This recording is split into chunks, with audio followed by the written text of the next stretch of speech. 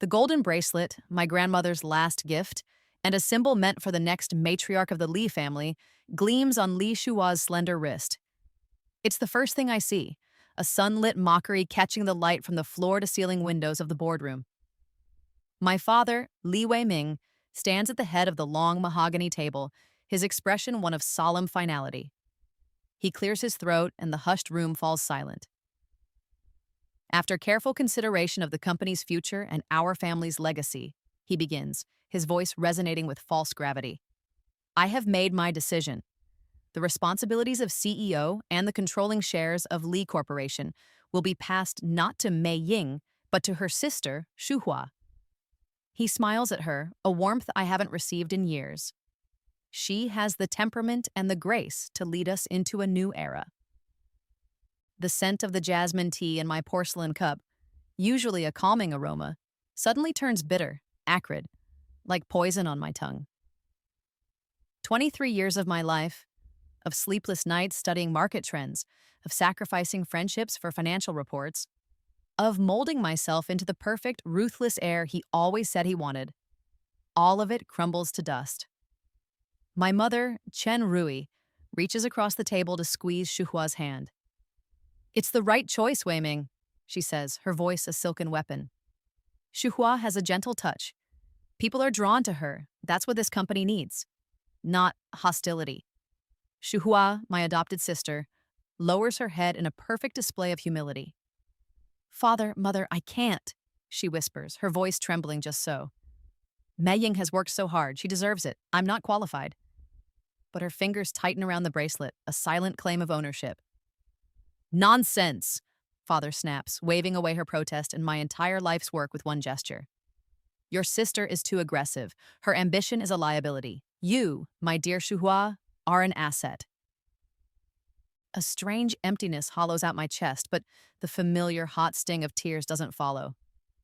This time, I don't open my mouth to beg, to list my accomplishments, to demand they justify this ultimate betrayal. This time, I remember. The memory, a ghost from a life I've already lived, crashes over me with the force of a tidal wave.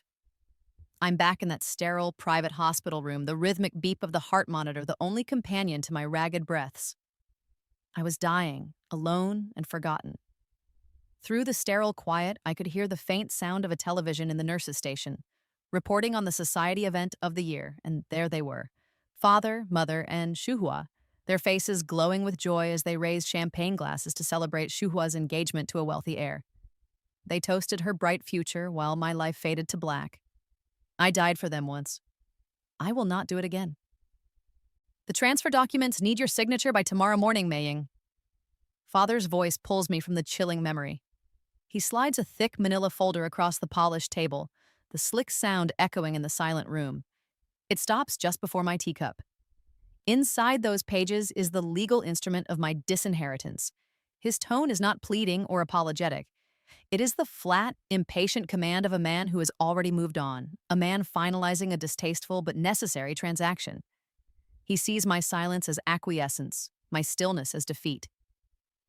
Let him. Let them all believe they have finally broken me, that they have won. I lift my head and meet his gaze, my own expression unreadable. For a lifetime, I have played the part of the devoted daughter, desperate for a scrap of their approval. That performance is over. They want Shuhua, their perfect, pliable child. They want me gone. Tonight, I will give them exactly what they want. I will sign their papers and endorse their choice, and then I will vanish from their lives so completely that by the time they realize what they have truly lost, I will be nothing more than a memory they can no longer afford. The grandfather clock in the hall chimed 11 times, each gong a hammer blow against the suffocating silence of the mansion. The scent of old wood and my mother's expensive potpourri did little to mask the lingering tension from the afternoon's ambush. In my bedroom, a sanctuary that now felt like a gilded cage, I bypassed my laptop and picked up my burner phone. I dialed the number for my private lawyer, a man who had managed my grandmother's affairs and, subsequently, the trust she had left solely to me. He answered on the second ring, his voice thick with sleep. Mr. Chen, this is Li Mei Ying, I said, my tone leaving no room for pleasantries. I apologize for the hour, but I have several urgent directives that must be executed immediately. There was a rustle on the other end. Miss Lee, is everything all right? It's nearly midnight. His concern was professional but palpable. Everything is finally clear, Mr. Chen. Please take this down. First, I need you to initiate the full transfer of my personal trust fund, the one my grandmother, Lin Feng, established in my name. Transfer the entire principal and all accrued interest to the Cayman account we prepared last year. I heard the frantic scratch of a pen. The whole thing? He asked, his voice now wide awake. Mei Ying, that's a significant sum. Are you sure? I looked at the Lai Corporation transfer documents on my desk, a monument to my family's betrayal. I've never been more sure of anything in my life, I replied, my voice as cold and hard as a diamond. Second, you are to begin the immediate liquidation of all my shares in any jointly held assets with Li Wei-ming or Chen Rui. This includes the properties in Shanghai and the art portfolio. Once liquidated, the proceeds are to be wired to the same Cayman account. I want it all untangled from them, every last dollar. He was quiet for a moment. This is a declaration of war, Miss Lee. I smiled, though he couldn't see it. No, Mr. Chen. This is a declaration of independence. I need confirmation of the trust transfer within the hour. A frantic pounding on my bedroom door made me end the call. It wasn't a polite knock, it was a panicked, demanding fist. Mei Ying, open this door right now. What have you done? It was my mother, her voice stripped of its usual silky composure, now shrill with fury and disbelief. Your father just got a security alert from the International Bank. Are you out of your mind? I ignored her, turning my attention to the stack of papers on my desk. I uncapped the heavy, gold-plated pen father had left, its weight feeling obscene in my hand. I smoothed the first page of the corporate transfer document, the one that would officially cede my birthright to Shuhua. Mei Ying, do you hear me? She shrieked, rattling the doorknob. Everything we have, everything we've built is for the family. You cannot do this. It is selfish. It is destructive. After everything we have given you, this is how you repay us? The hypocrisy was so staggering it was almost laughable. Given me? They had given me a role to play, a standard I could never meet and a sister designed to replace me. I dipped the pen in the inkwell, the nib scratching faintly as I held it poised above the signature line. I'm not repaying you, Mother, I called out, my voice calm and clear, cutting through her tirade. I am giving you a gift. Her pounding stopped. A gift? What are you talking about? You're trying to ruin us. I pressed the pen to the paper, the ink bleeding into the fibers, dark and permanent. My signature was flawless, steady, a work of art. I'm giving you your perfect daughter, I replied, the words hanging in the air between us, more solid than the locked door. I signed the next page, and the next, my hands moving with a serene, unshakable purpose. I'm giving you the family you've always wanted. One without a difficult, ambitious, unworthy child to complicate things. I pushed the final signed document aside and looked toward the door. Isn't that what you always wanted? The silence on the other side of the door was my answer. She had no reply. For the first time in my life, I had left my mother speechless. In the ensuing quiet, my phone and laptop began to chime, a soft, cascading symphony of notifications. First came the encrypted message from Mr. Chen. Trust transfer complete, principal and interest secured. Then, a series of alerts from the offshore bank. I watched as the balance on my screen refreshed. A deposit confirmation appeared, then another and another. The numbers climbed, settling on a final staggering figure. $8 million. It wasn't just money, it was the physical manifestation of my grandmother's love and foresight. She had seen their true natures long before I had been willing to. This fortune was not from my father's business or my mother's connections. It was my true inheritance, a legacy passed from one matriarch to the next, now safely beyond their greedy reach. This was my armor, my escape route, my foundation for a new life. The pings subsided, leaving me in the quiet stillness of my room with the signed papers and the glowing screen. The cage door was open. All I had to do was walk out. Sleep offered no escape. After the silent confrontation with my mother and the silent victory of my confirmed wire transfers, I was left simmering in a state of icy resolve. The darkness of my room felt charged, a waiting room before the dawn of a new life. As the first hint of gray light began to dilute the night sky, I gave up on the pretense of rest. I needed air, a space that didn't feel contaminated by their betrayal. I found myself walking through the dew-laden grass of the East Garden, the one my grandmother had designed. The air was cool and clean, thick with the scent of damp earth and night-blooming jasmine. It was a place of quiet contemplation, a sanctuary. At its center, nestled among weeping willows, was the hexagonal pavilion overlooking the koi pond. And that is where I found her. The sound reached me first, a soft, choked sobbing that was utterly at odds with the garden's tranquility. Peering through the mist that drifted over the water, I saw Li Shuhua huddled on the pavilion's wooden bench. She wasn't the composed, graceful heiress from the boardroom. Her hair was a mess. Her expensive silk pajamas were wrinkled, and her face was blotchy and stained with tears. In her trembling hand, she clutched a small white object, holding it as if it were both a treasure and a viper. Even from a distance, I knew exactly what it was. A pregnancy test. She looked up with a gasp as my shadow fell over her, her eyes widening in panic. She instinctively tried to hide the test behind her back, a gesture so transparent it was pathetic. "Mei Ying," she stammered, wiping at her wet cheeks with the back of her free hand. I couldn't sleep." I didn't say a word, just held her gaze. My silence a far more potent accusation than any shout could ever be. It unnerved her, and the words began to spill out, a torrent of practiced excuses. "You have to believe me," she pleaded, rising to her feet and taking a tentative step toward me. "I never wanted this. I never wanted to take your place. I fought with Father about it, I really did. I told him you were the one who had earned it, the one who was prepared. But he and Mother, they wouldn't listen." Her performance was masterful, her voice breaking at all the right moments. But my eyes were drawn to her wrist. Even in the dim, pre-dawn light, the Cartier watch, a notoriously extravagant gift from her fiancé, Jin Hai, just last month, glittered with cold, expensive indifference. It was a vulgar symbol of the very ambition she was so desperately trying to deny, a diamond-encrusted contradiction to her tearful claims of reluctance. "You're pregnant," I stated, my voice flat, devoid of surprise or sympathy. I watched the color drain from her face, her practiced defense crumbling in the face of my directness. Her tears, which had seemed so calculated a moment ago, now appeared genuine. But they were tears of fear, not of remorse. "How did you—" she began. "It doesn't matter," I cut her off. My gaze was unrelenting. "You've known for a while, haven't you? Long before yesterday's announcement."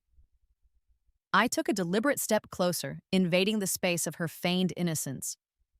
"So let's try this again, Shuhua, but this time with the truth. If you truly never wanted to take my place, then why didn't you tell them about the baby?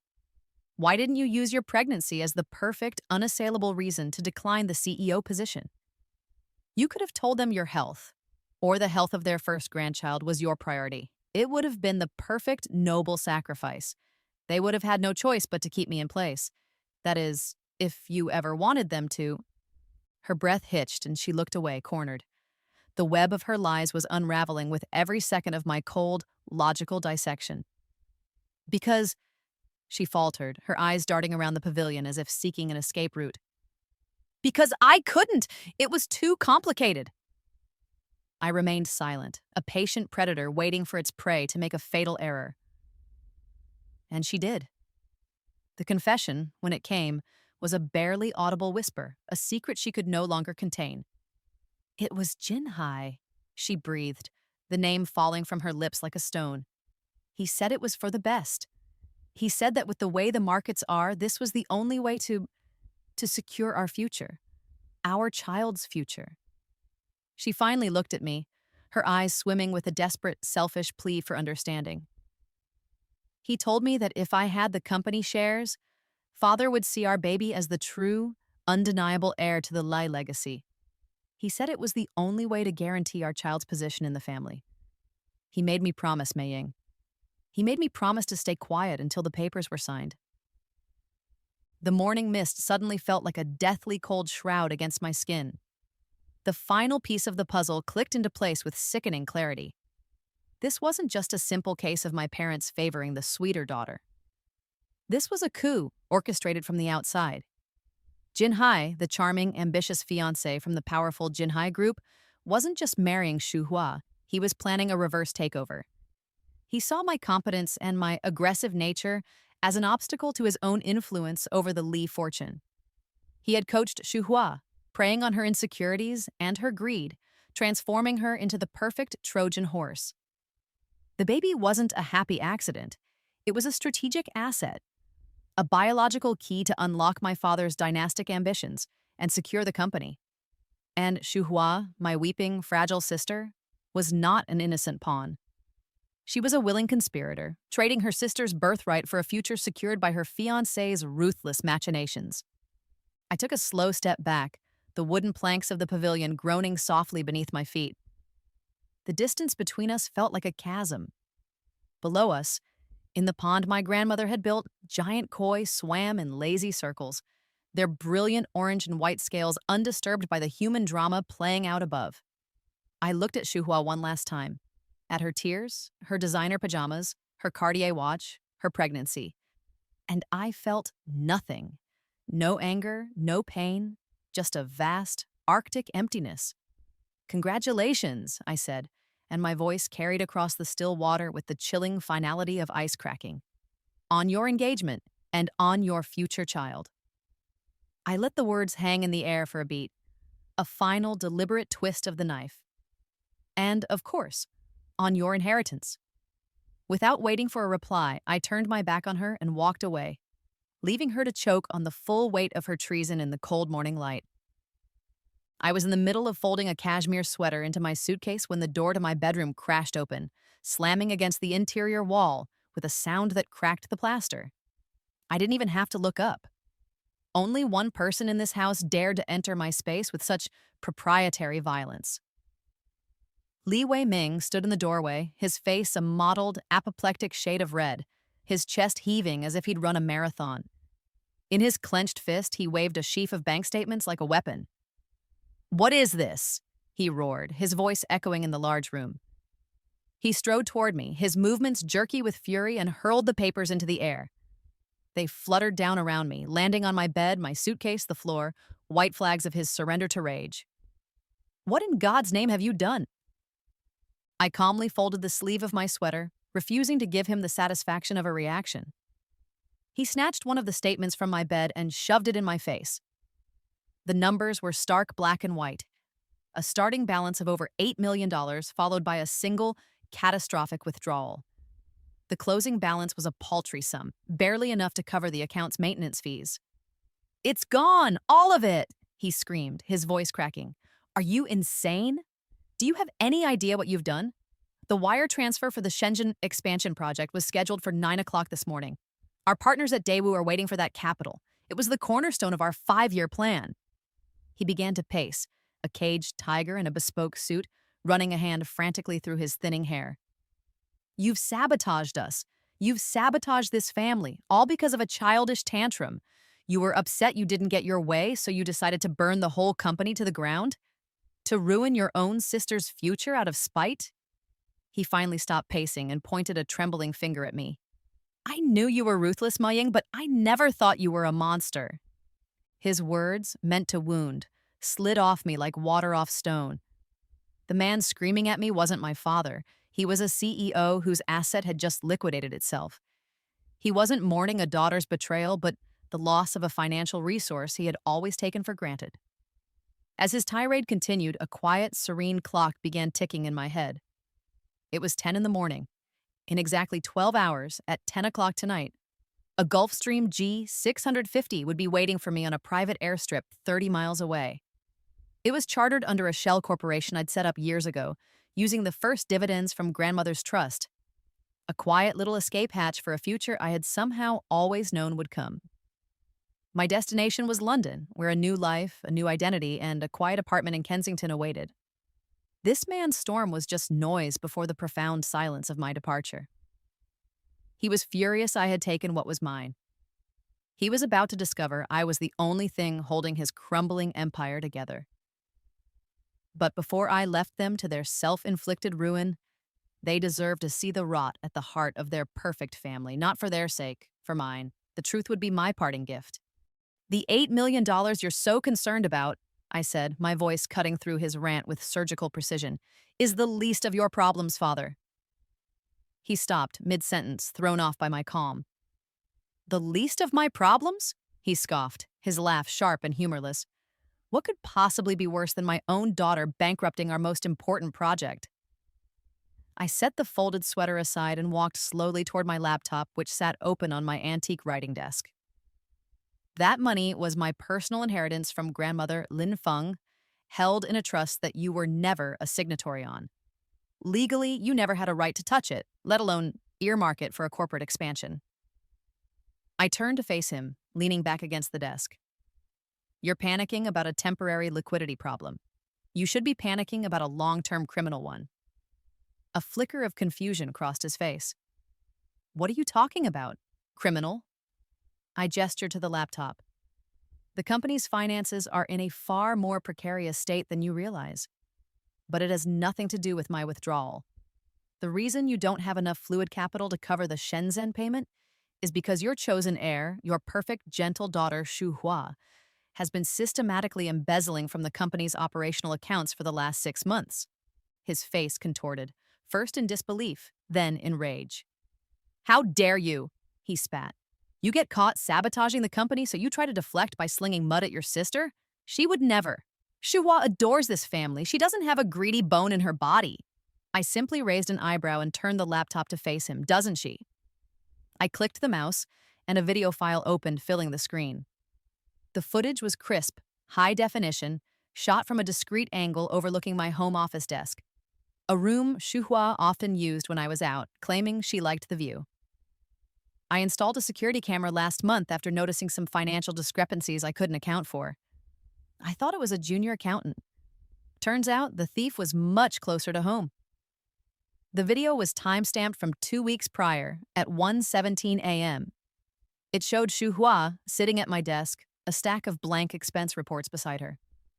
For 10 agonizing minutes, the footage showed her practicing my signature on a piece of scratch paper, comparing it to a legitimate document she had taken from my files. Her brow was furrowed in concentration, her movements meticulous, until her forgery was indistinguishable from the real thing. Father stared at the screen, his mouth slightly agape. She could be practicing for a gift. A joke, he stammered, his denial now sounding weak and desperate.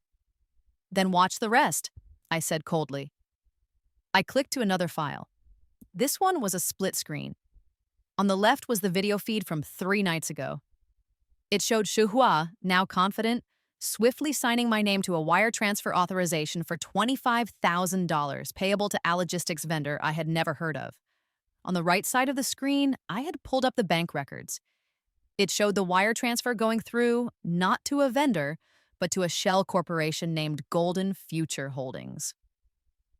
And beneath that, I had pasted the incorporation documents for that company. The sole director was listed as her fiancé, Jin Hai. I had another dozen videos just like it, a meticulous library of her late-night thievery, totaling over $200,000 in just a few months. This is just from my office, I explained, my voice devoid of emotion. God knows what she's been doing at corporate headquarters. The color drained from my father's face. The raging bull from minutes ago vanished, replaced by a frail, broken old man. He stumbled back, catching himself on the arm of a chaise lounge. The bank statements lay forgotten at his feet. He stared at the screen, at the irrefutable, undeniable proof of the daughter he had chosen, the one with the perfect temperament, methodically robbing her own family. He looked from the screen to me, his eyes wide with a dawning, sickening horror. He was finally beginning to understand. The problem wasn't the daughter who had taken her own money and was preparing to leave. The problem was the one he had just handed the keys to the kingdom. You were so worried about my ambition, I said softly, driving the final nail into the coffin of his delusion. You should have been worried about her greed. You didn't just choose the wrong daughter to run your company, father. You chose a criminal. My father, in a desperate, pathetic attempt to stitch his imploding world back together with the flimsy thread of routine, insisted we all gather for lunch. The air in the formal dining room was so thick, with unspoken truths and simmering rage, that it felt hard to breathe.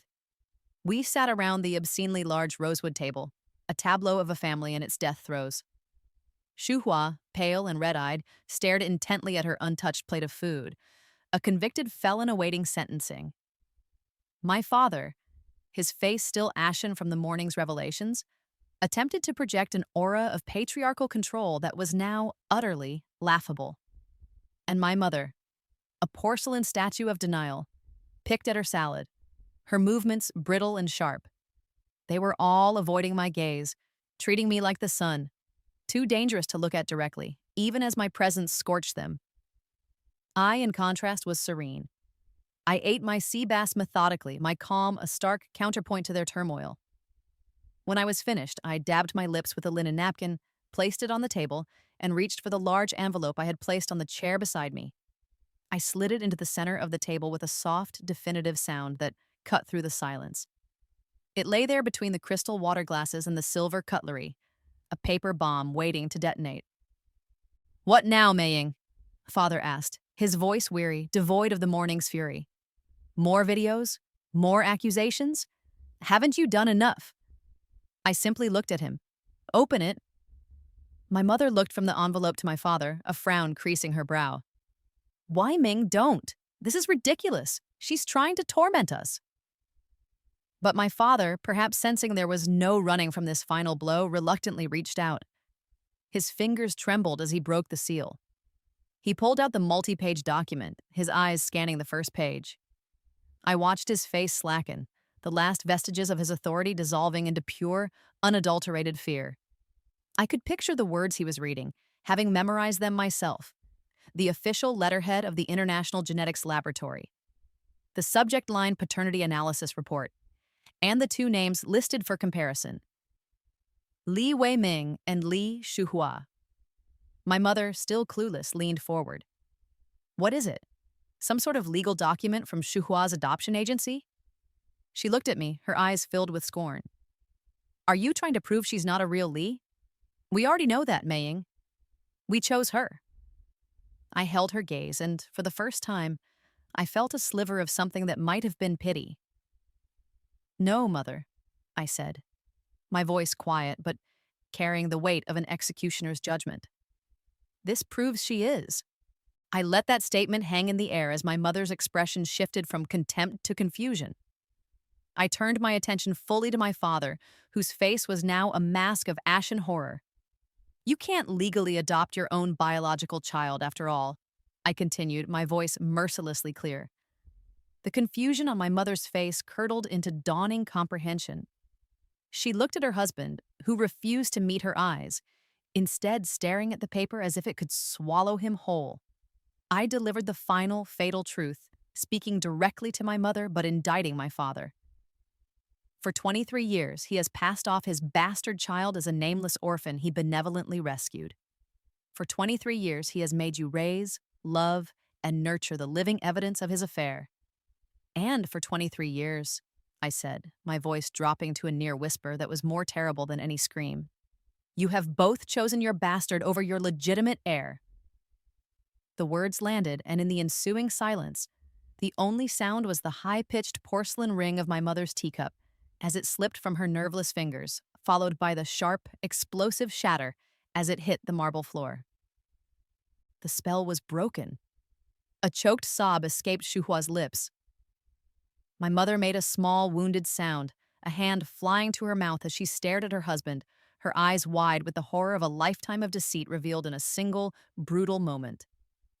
"Wei Ming," she whispered, the name a fragile, broken thing. "Tell me she's lying, please. Tell me it's a lie." But he couldn't. He was still staring at the DNA report, a testament to his sin. Finally, he looked up, not at his shattered wife, but at me. His eyes were wild with desperation. He pushed his chair back and rounded the table, his hand outstretched, his face pleading. "Maying, please," he begged, his voice raspy. Please, we can fix this. We don't have to tell the board. We don't have to tell anyone. This can stay in this room. We can manage this. We can find a way. I recoiled, taking a sharp step back as if his touch might physically contaminate me. The chasm between us was no longer just emotional. It was a physical reality. Fix this? I asked, my laugh a short, sharp bark of disbelief. You want to fix your 23 years of lies? You want to fix the fact that you turned your wife into the unwitting nanny for your mistress's child? Do you have any idea what you've done to her, to this family? I gestured to the weeping Shuhua. Or do you want to fix the fact that you just signed over your entire corporation to a common thief who also happens to be the living symbol of your infidelity? His outstretched hand fell to his side. He had no answer. The full, catastrophic weight of his actions seemed to finally crush him. He stood there, defeated, a king of lies whose kingdom had just turned to dust. I looked at my watch. The emergency board meeting you called is in 2 hours, I reminded him, my tone shifting to one of cool, detached business. They're expecting their new CEO, your chosen successor, to explain the missing funds and present her vision for the Shenzhen expansion she can no longer afford. I glance at Shuhua. I'm sure she'll have a compelling explanation for the $250,000 hole in the budget. Perhaps you can advise her to tell them it was a necessary expense to secure her child's future. I turned my back on the scene of devastation, on my father's ruin, my mother's heartbreak, and my sister's pathetic tears. I walked out of the dining room without a backward glance, the sound of their shattered lives fading behind me. In the grand foyer, my black suitcase stood, waiting by the massive oak doors, a silent, loyal promise of escape. The afternoon sun streamed through the Palladian windows, casting long, dramatic shadows across the marble floor, signaling the end of the day, the end of my time here. Tonight's red-eye flight would take me to a new continent, a new life, a place where the name Lee had no meaning. I had given them one last terrible truth. Now they could drown in it. The walk from the executive elevator to the main boardroom felt like the final, solemn steps of a pilgrimage. The air on the 40th floor was different, rarefied, humming with the silent, relentless pressure of capital and power. I could feel the vibrations of the tense meeting through the thick oak doors before I even reached for the handle. Inside, I knew my father would be preparing to deliver the eulogy for my career and crown his chosen one. I paused, my hand hovering over the cold brass handle, and my fingers instinctively went to the cool, heavy weight resting against my sternum. Grandmother's jade pendant. Not the cheap, glassy replica Shuhua wore on occasion, but the real one. A deep, imperial green so pure it seemed to hold its own light. It was the true symbol of the Li matriarchy, a legacy of wisdom and strength. I had retrieved it from its hiding place in her old jewelry box this morning. Today, it was my armor.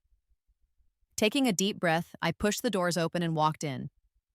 The boardroom buzzed with a low, anxious tension that my entrance immediately silenced. The 12 members of the board, stern-faced men and women who had known me since I was a child, sat around the colossal granite table.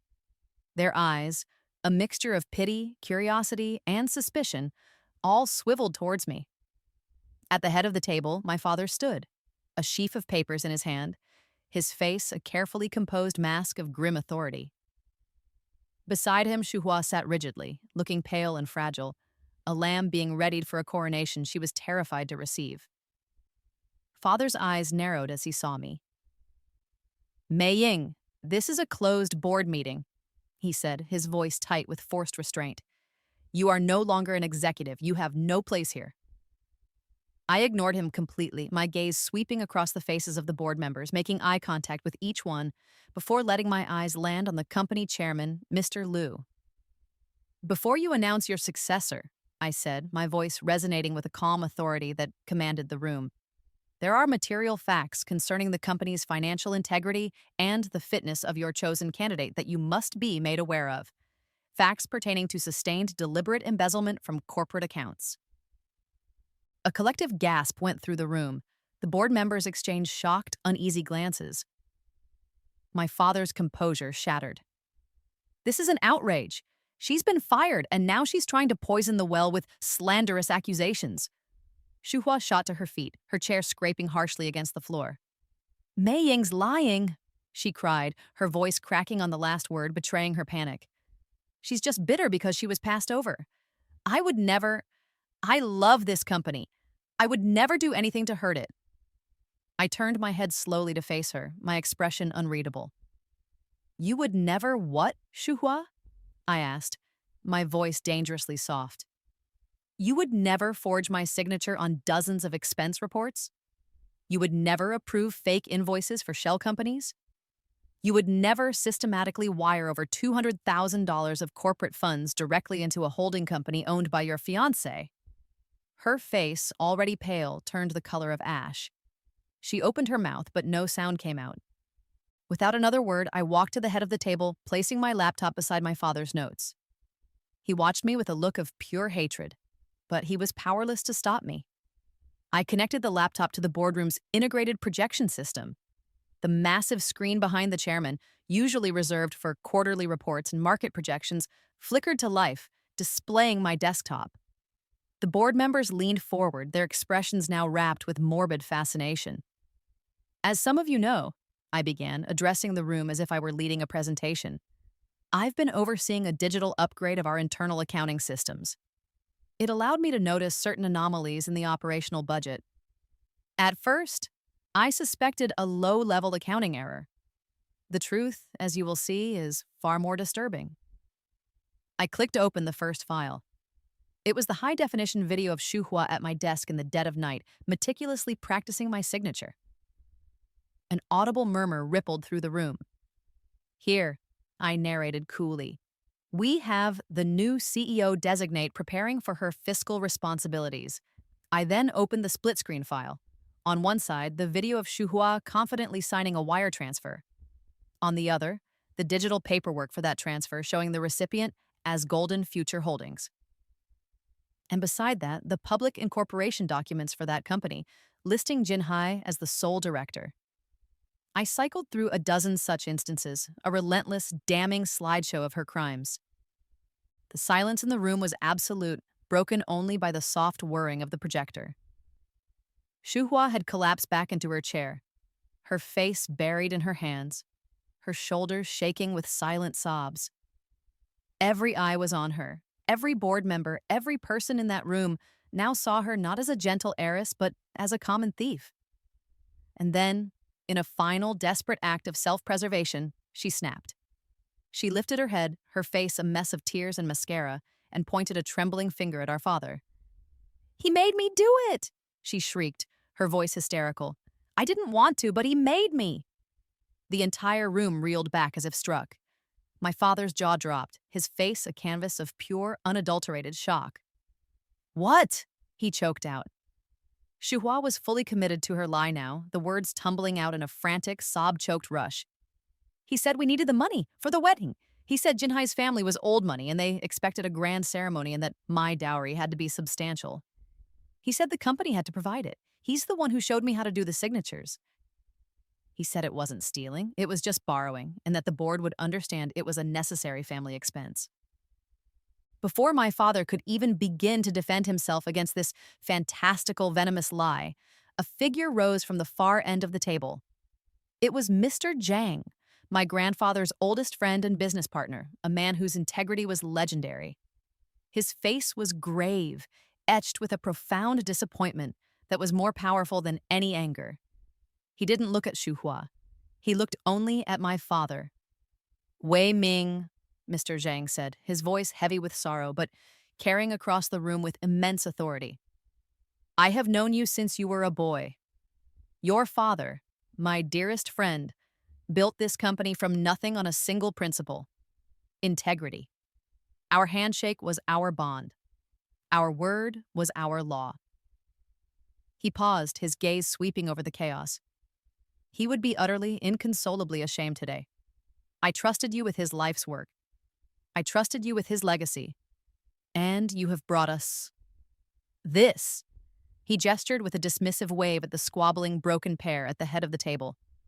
"A liar, and a thief who accuses her own father to save herself. You have poisoned the roots of this company." Mr. Zhang turned to the chairman. "Mr. Liu, I move for an immediate vote of no confidence in CEO Li Weiming and his appointed successor, Li Shuhua. Furthermore, given the clear and present danger their malfeasance and moral bankruptcy pose to this corporation, I move that all their controlling shares be immediately forfeited and transferred to an independent trust to protect our shareholders and employees, pending a full independent forensic audit of the last 5 years." A woman at the end of the table, Mrs. Kwan, immediately seconded the motion. "All in favor?" the chairman asked, his voice grim. One by one, hands went up around the table. Stern, resolute, and unanimous. My father slumped into his chair, a broken man. The chairman banged the gavel, the sharp crack echoing like a gunshot in the silent room. Their reign was over. As the board members began to speak in hushed, urgent tones, I spoke one last time, my voice cutting through the noise. "The trust has already been established," I said quietly. They all turned to look at me. "This morning, I used my personal assets to found the Lin Feng Foundation, named for my grandmother, dedicated to promoting business ethics and corporate transparency in our industry." I looked at my father, then at Xu Hua. Their forfeited shares will become the foundation's initial endowment. As the new majority shareholder, the foundation's first act will be to commission the audit and oversee the appointment of a qualified interim CEO. I closed my laptop, the quiet click sealing their fate. I had taken nothing for myself. I had simply scoured the rot from my grandmother's house. Without another glance at the ruined faces of the two people who had once been my family, I turned and walked out of the boardroom. After the gavel fell, I didn't wait to watch the fallout. I left the board members to their grim work of dissecting the carcass of my father's reign and walked down the silent, cavernous hallway to his corner office. The door was slightly ajar. Inside, the room was empty, a grand tomb of power filled with leather-bound books he'd never read and awards he hadn't truly earned. For my entire life, this room had been my goal, the summit of the mountain I was expected to climb. It was the cage I had spent 23 years fighting to inherit. Now, looking at the oversized mahogany desk and the throne-like chair behind it, I felt nothing but a profound sense of release. All that ambition, all that desperate need for his approval, felt like a story about someone else. I walked over to the desk, my footsteps echoing in the stillness. On top of a stack of papers outlining the now-defunct Shenzhen expansion lay a framed photograph of him and a teenaged Xu Hua, both of them beaming. I reached up and unclasped the chain around my neck. The jade pendant, warm from my skin, felt heavy and alive in my palm. It represented a legacy of integrity, of strength, of a love I had only ever known from the woman who gave it to me. It did not belong here, in this room built on lies. With deliberate care, I placed my grandmother's pendant directly on top of the photograph, its deep, honest green obscuring their smiling faces. This was not for him. It was a final offering to the ghosts of my grandparents, a return of the legacy he had so thoroughly corrupted. I was leaving it and them behind. I leaned in, the scent of his expensive cologne still lingering in the air, and whispered to the silent, empty room, "Goodbye forever." 3 months later, the air in my London gallery was thick with the scent of oil paint, old wood, and expensive champagne. A low, appreciative murmur filled the bright, minimalist space in Mayfair as critics and collectors moved between my canvases. I watched from a quiet corner as a woman with sharp eyes and a sharper haircut placed her hand on her husband's arm and guided him toward my largest piece, a chaotic, abstract explosion of color titled Rebirth. A small red sticker was already affixed to the placard beside it. My first solo exhibition was a complete sellout, and the reviews had been effusive, praising the emergence of a powerful, passionate new voice in the contemporary art world. The girl they abandoned, the daughter whose aggression and intensity were a liability in business, had become the artist they never knew existed. My supposed flaws, it turned out, were simply my strengths viewed through the wrong lens. The same relentless drive they had condemned was what allowed me to build this new life from the ground up, using my own liberated capital and the business acumen they had unwittingly taught me. The news of their demise reached me not through a frantic phone call, but as a footnote in the international business section of the Times, which I read over coffee in my sunlit Kensington apartment. Lee Corporation, The Hong Kong-based manufacturing giant officially filed for bankruptcy yesterday, citing insurmountable debt and a catastrophic leadership crisis following a scandal involving embezzlement and corporate fraud. The article mentioned that a forensic audit commissioned by the foundation that had absorbed the controlling shares had uncovered years of my father's mismanagement and risky speculative ventures, disasters that had been masked only by the company's previously steady profits. Profits generated by my strategies. Shuhua's clumsy thievery had simply been the final gust of wind that toppled a rotten tree. As for Shuhua herself, I heard through a gossiping acquaintance that her engagement to Jin Hai had crumbled the moment her name appeared in the papers.